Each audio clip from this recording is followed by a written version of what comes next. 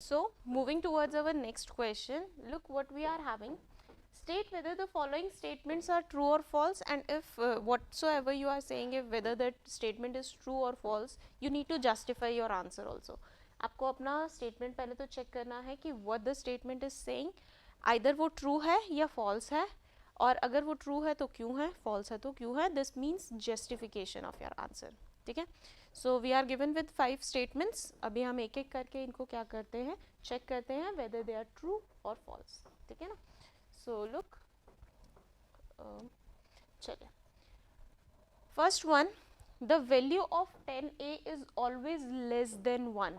Tangent a का value जो होगा क्या वो हमेशा लेस देन 1 होगा. सो हमें सबसे पहले पता होना चाहिए कि टेंजेंट a किसका रेशियो है.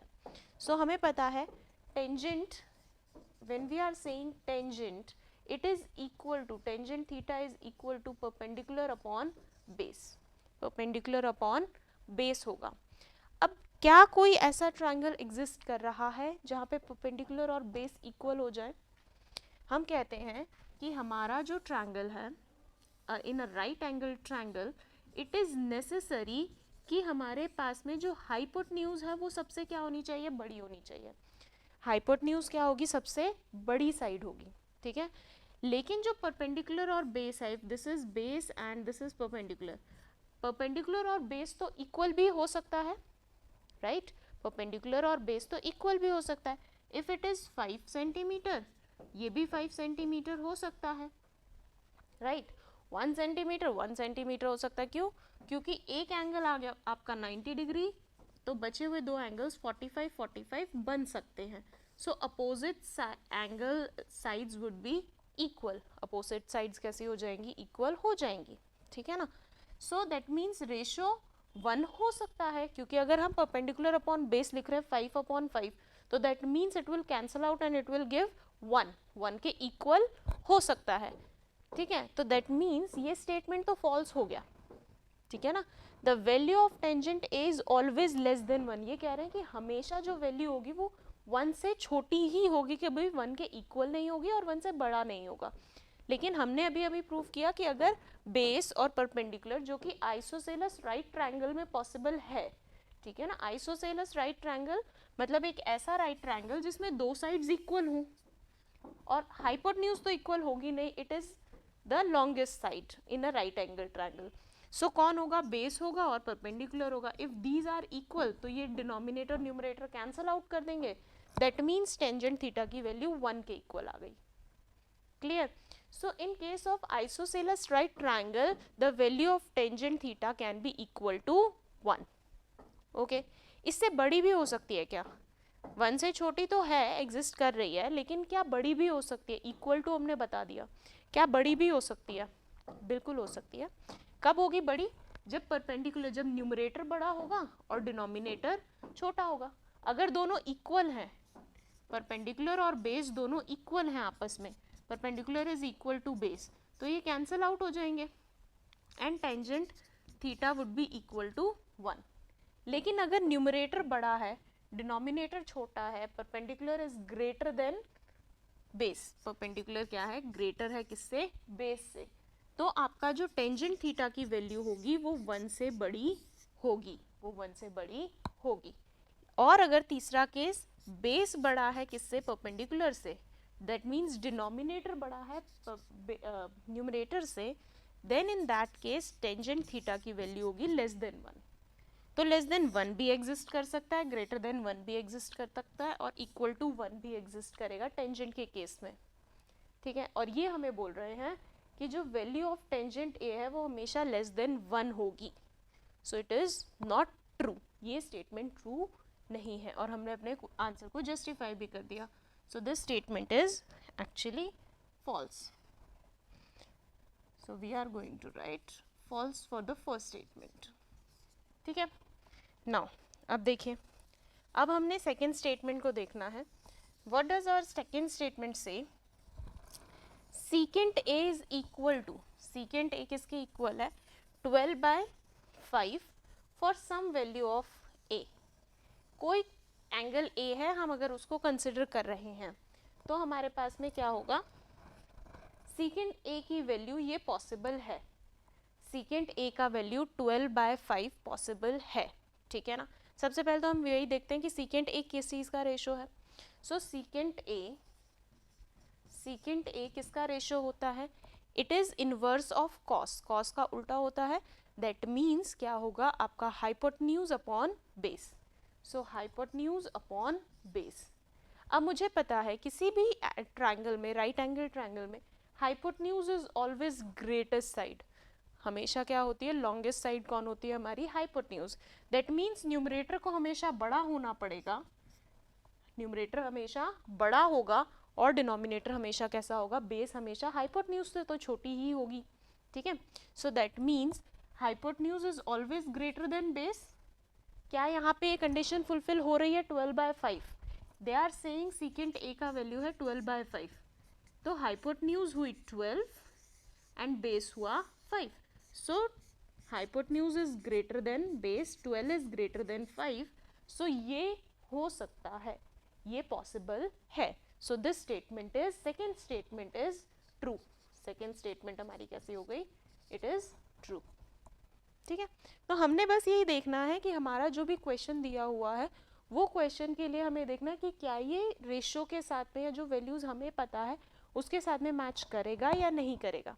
अगर नहीं करेगा तो हम उस एग्जाम्पल को बताएंगे कि कहाँ ये मैच नहीं कर रहा है स्टेटमेंट के साथ में, और अगर कर रहा है तो हम उसको ट्रू लिखेंगे, ठीक है। नाउ और जस्टिफिकेशन में हम देंगे ऑब्वियसली अपने आंसर के लिए, ठीक है। Next one, cos A is an abbreviation, abbreviation that means the short form that we actually use, ठीक है। cos A is an abbreviation for used for cosecant of angle A।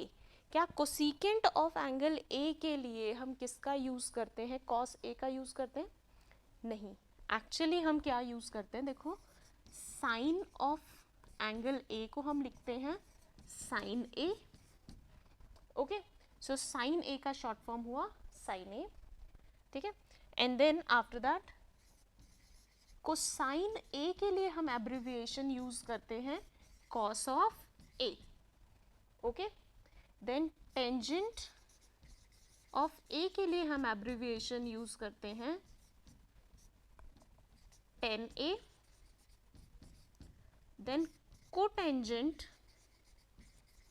A के लिए हम use करेंगे abbreviation cot A, then secant of A के लिए हम use करते हैं sec A, and cosecant of A के लिए हम यूज करते हैं cosec A, okay. So what they are asking us, cos A is an abbreviation used for cosecant of angle A। cosecant of angle A के लिए क्या use होता है, cosec A यूज होता है, ना कि cos A। So this is a wrong abbreviation. तो या तो हम करेक्ट कर सकते हैं that cosecant A is abbreviation used for the cosecant of angle A, या फिर हम इसे करेक्ट कर सकते हैं, दोनों में से किसी भी एक चीज को। cos A is the abbreviation used for cosine of A, right. cos किसके लिए यूज होता है, कोसाइन के लिए, तो या तो इसे चेंज कर दीजिए, दोनों में से किसी एक को, या इसे चेंज कर दीजिए, choice is yours, but this statement is false. ये स्टेटमेंट हमारा कैसा हो गया, false, okay. Now let's move to the next one, cot of A is a product of cot and A। cot of A या जो भी हमने अभी रेशोज लिखे थे, इन सभी में हम क्या लिखते हैं, we usually write sine of A। क्या इसका मतलब है कि साइन और A की मल्टीप्लिकेशन हो रही है, no, it is a proper ratio, ये किसी ना किसी रेशो को डिफाइन कर रही है, ठीक है ना।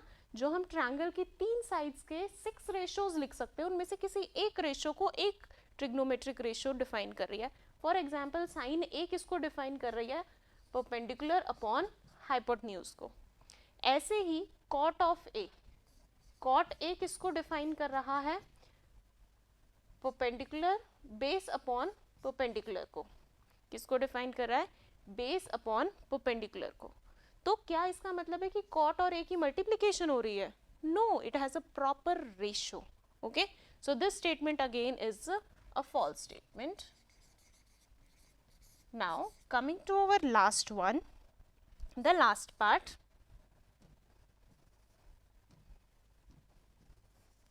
Look, sin theta is equal to 4/3 for some angle. Sine theta जो है वो किसके इक्वल हो सकता है, 4/3 के इक्वल हो सकता है किसी एंगल के लिए. सो हम फिर से इसे चेक कर लेते हैं by writing down the ratio. Now sine of theta is equal to perpendicular upon hypotenuse. Hypotenuse और हमेशा ग्रेटेस्ट साइड होती है. दैट मीन्स डिनोमिनेटर बड़ा हो सकता है लेकिन न्यूमरेटर बड़ा नहीं होगा इन केस ऑफ साइन. और यहाँ ये हमें क्या कह रहे हैं, 4/3. क्या ये परपेंडिकुलर अपॉन हाइपोटेन्यूज हो सकता है? 3 तो हो हाइपोटेन्यूज और 4 यूनिट्स हो perpendicular. No, hypotenuse is always greater than perpendicular and base. Hypotenuse जो होगा वो हमेशा बड़ा ही होगा. सो डिनोमिनेटर बड़ा हो सकता है. अगर ये देते हैं हमें कि 3/4 ratio, then it would have been possible.